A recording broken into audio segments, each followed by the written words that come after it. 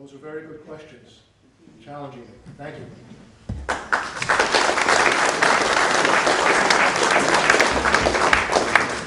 The questions were very good, obviously, because the lecture was so outstanding.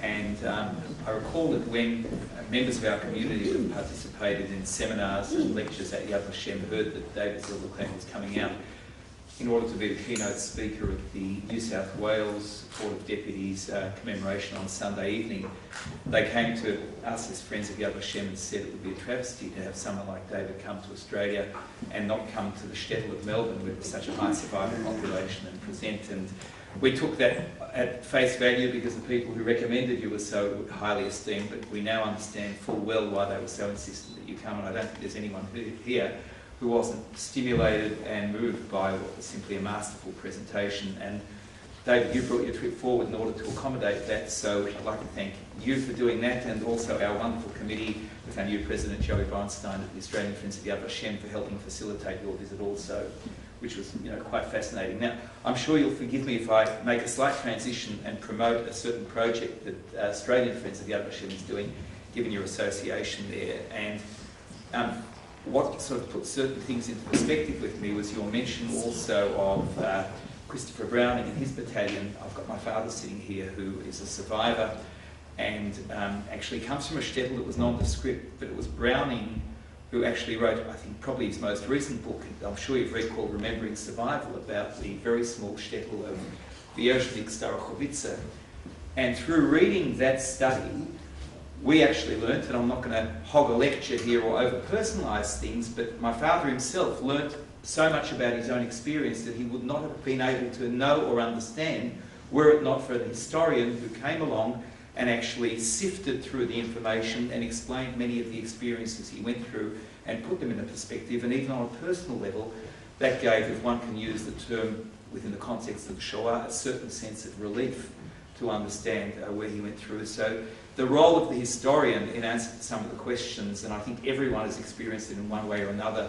I can see there are people from the Hungarian Jewish community or survivors of Hungarian Jews, and that story is going to be highly prominent this year, but it's such an important one in terms of what could have been known and what we assumed was known, but people just didn't act on it because they couldn't see the information.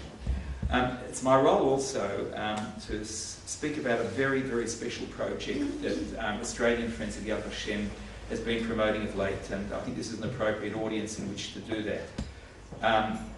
Again, personalising, I'm the son of a survivor of what's called the Buchenwald Boys, and about 10 years ago the Buchenwald survivor group here set up a monument at the Springvale Cemetery. And it was a pioneering thing. It's since been done by several other communities, and what it gave us, the children of Buchenwald survivors, the opportunity to do was actually to have a place to lay a stone at the names of grandparents, in my case, photos we had never ever seen in our lives and couldn't even be accurately described by those who almost blocked out those memories. And it gives one a certain sense of, again, comfort, if I can use that term, and just almost belief in what occurred. And it's a sense of great comfort and also of memorialising people in a concrete, tangible way, and on a regular basis whenever you go to those places it wouldn't have otherwise been possible. The Australian Friends of Yad Vashem has pioneered a new project in Israel at Yad Vashem, whereby there has been a new memorial cave established. It's about a 5-minute walk from the exit of the main museum. And that memorial cave will house, or is already housing, an area that is being designated for the Australian Jewish community to establish plaques that will memorialise those who were murdered during the Shoah, and also to honour those in our community who survived, if they are with us now or no longer with us. And it's a unique opportunity, or a unique project that we were able to establish in cooperation with Yad Vashem, which really establishes what Yad Vashem is all about, a name and a place to go to have some comfort, to lay a stone, to remember. I know everyone here goes to Israel on a regular basis. I know we all have children, grandchildren, and it'll go beyond that go to Israel in organised groups, be it on Marches of the Living, or through school programs, or on Shnat Hachshara, or beyond that. And I think for all of us, Yad Vashem has symbolised or come to symbolise very much part of our own Jewish experience and what Israel stands for, and it's a place we go to on a regular basis.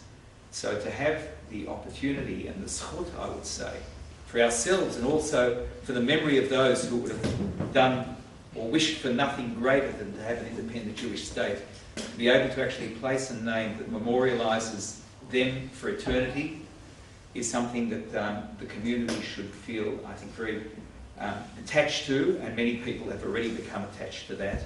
And yes, I'm promoting something, but I'm promoting it as someone who passionately believes in what this offers us as individual Jews and as a Jewish community. There have already been a number of people that have taken the opportunity to become part of this project and to set up plaques in memory of their families and of those who perished, and also in honour of those who survived. I stress again that the project allows not only those who were murdered to be memorialised, but also their survivors, and also in so doing, the names of those people who honour them, our generation, will also be there for eternity.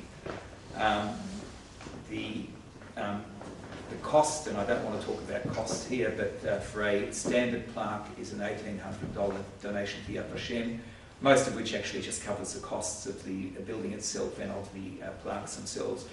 In most cases, it sounds like a daunting figure. Once you amortise it through other families and family members, it actually becomes a figure below $1,000, and it's something that I can't recommend in the positive sense, not as a sell to people here.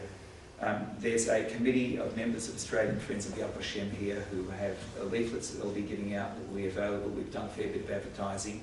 And all it takes, and believe me, it's not an easy thing to do because one has to work out the wording and all the rest of it. There are a number of people on our committee, most notably Paul Kaufman, I should say, who can help you put together your own plaque. All it takes is a phone call or an email, and a member of our committee will be in touch with you. Now, I'd also ask people who are here this evening, if they wish to avail themselves of taking this a step further, to mention it to people. We are the largest survivor community, and certainly the largest per capita in the Jewish world. The project has a limit of 300, and it's going to be launched more significantly in Sydney in the coming weeks. There are already people there, so there is a limited number, but I would urge people to at least consider, speak to your families, speak to the committee members here, and take the opportunity of doing this, because it's something that I think really resonates and will be seen as of great significance to our community. We'll discuss that later on, but at this point in time, again, reverting back to David, who is so integrally linked with Yad Vashem, and you can see here, this is the kind of speaker that really belongs at the central place for Jewish Holocaust memorialisation, and we're really, really privileged to have you.